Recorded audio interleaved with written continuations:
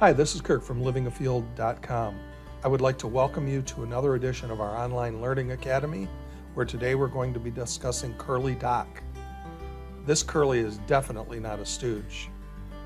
The botanical name of curly dock is Rumex crispus. There are a few pictures of curly dock. I'll give you a moment to take a look at those.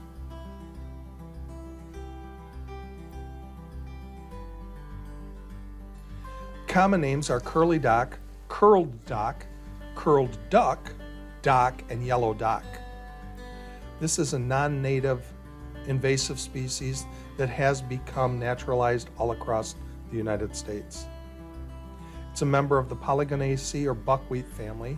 The buckwheat family is also known as the knotweed or smartweed family. And this is a perennial herbaceous plant. It typically grows up to about 3 feet high.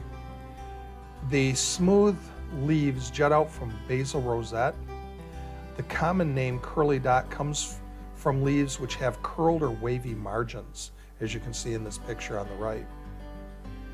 As you can see in this picture, the leaf stems are green or red tinted right here. The plant grows from a large yellow forking taproot. The flower stems branch and bear multiple tiny flower clusters. Shiny brown seeds are encased in the calyx of the flower. This casing causes the seeds to float.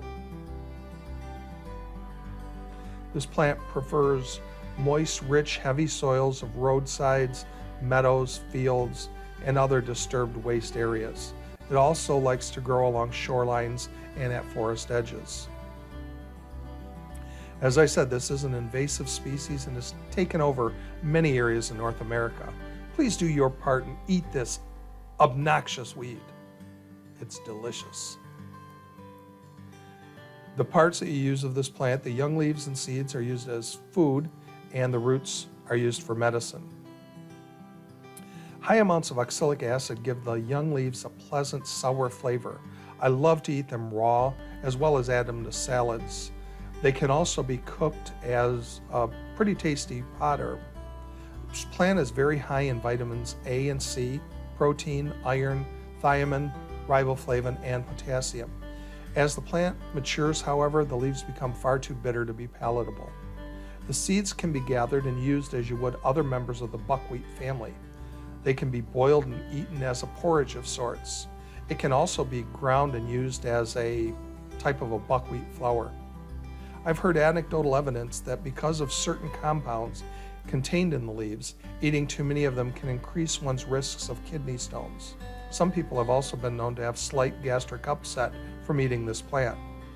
As with all wild foods, if you eat them in moderation, you should be able to forestall any undesirable effects. The following slides are meant for informational purposes only. They are not meant to diagnose or treat any illness or injury.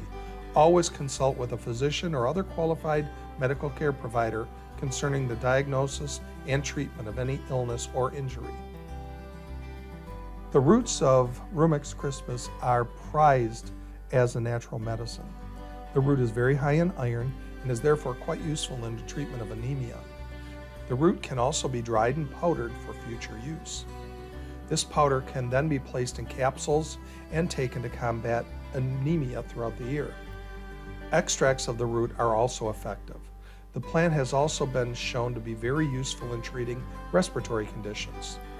The root is a wonderful antioxidant. This has shown to have an especially positive effect on overall liver health.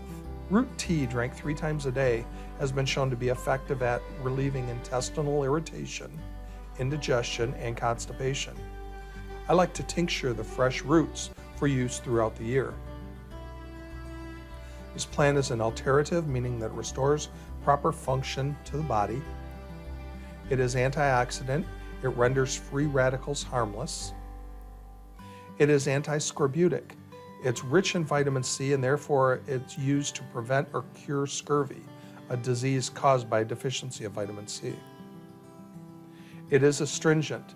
This plant has a binding action on skin or mucous membranes that helps dry up mucus discharge, tone local blood vessels, and varicosities. It is a cholagogue, meaning that it stimulates the flow of bile from the liver. This aids in digestion. It is a gentle laxative. It promotes contractions of the bowels to stimulate removal of feces. Rumex crispus has no toxic lookalikes.